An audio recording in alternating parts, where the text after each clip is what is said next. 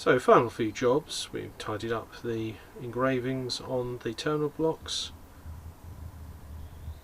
and just made off the mains input cable with some heat shrink.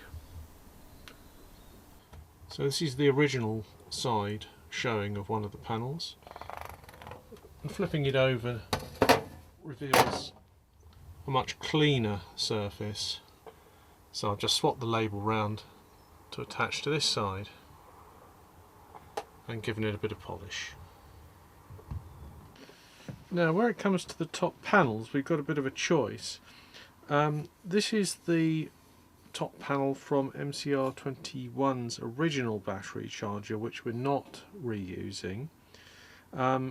It's in reasonable overall condition on the top, but of course it's now the wrong colour. It's got this greenish tinge to it, so it won't match the other panels.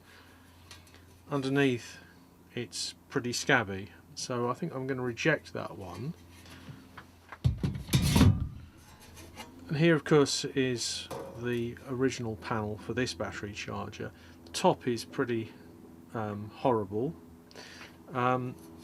Underneath, however, it's quite smart, so I've got the choice of putting it together with the louvers effectively upside down, but having a nice overall finish, or going for the slightly rough finish but with the louvers the right way up. And I'm inclined to ask Brian about this actually, because it depends where it's going in the vehicle exactly as to whether you're going to see the top of this. In which case, if it's purely functional, I'll think it's best to put it together the correct way up.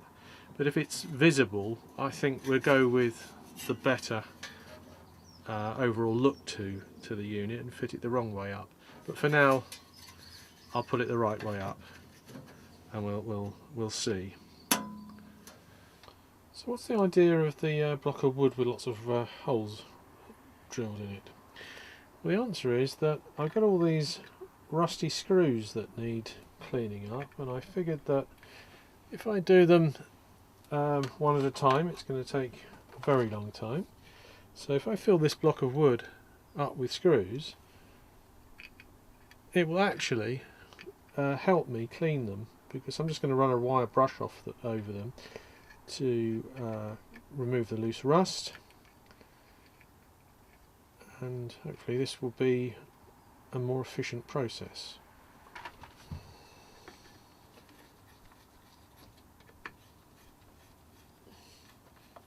So it's just an ordinary block of wood with a grid of holes.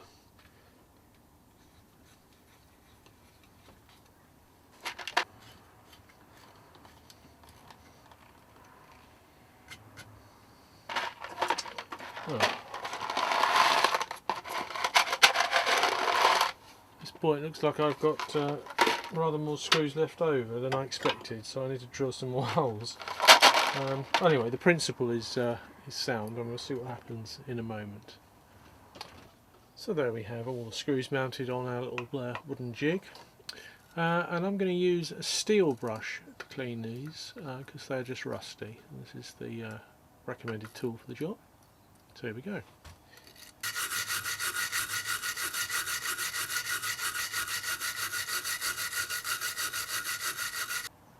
I can see there's a couple that need a bit of repair work, because I've obviously, or somebody, probably me, has damaged those slots a bit there, and I think we can tidy them up a little bit with a file before we paint them. So this is after a quick blow over with some dark green hammerite from a spray can. That should give a reasonable look to these screws, and it'll stop them rusting. So we've got the battery charger ready to come out of the shed. I thought what we'd do is, just for a laugh, we'll borrow the bathroom scales and just see how heavy this brute is. I think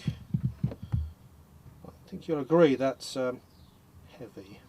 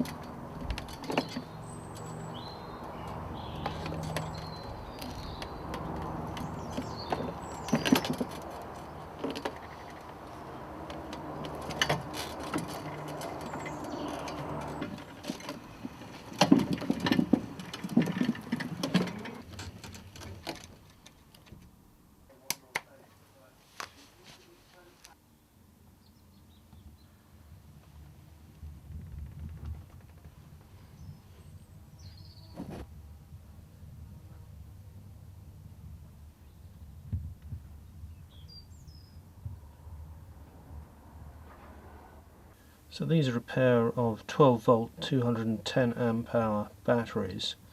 They're a sealed lead acid technology and they're not really suitable for this kind of charger. They're looking for a quite sophisticated charge profile with a constant voltage and constant current element. Nonetheless, just for a few minutes these will be perfectly okay just to try the charger.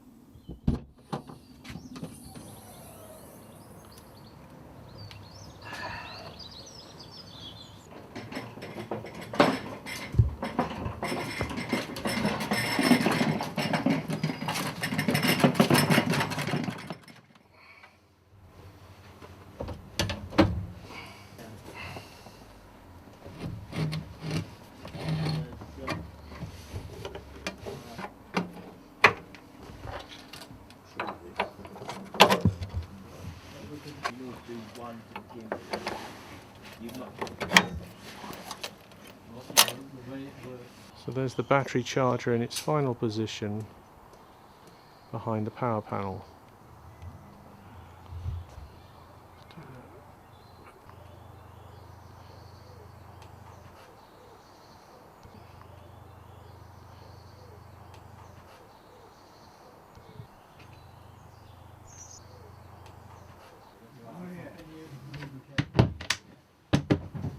Job done.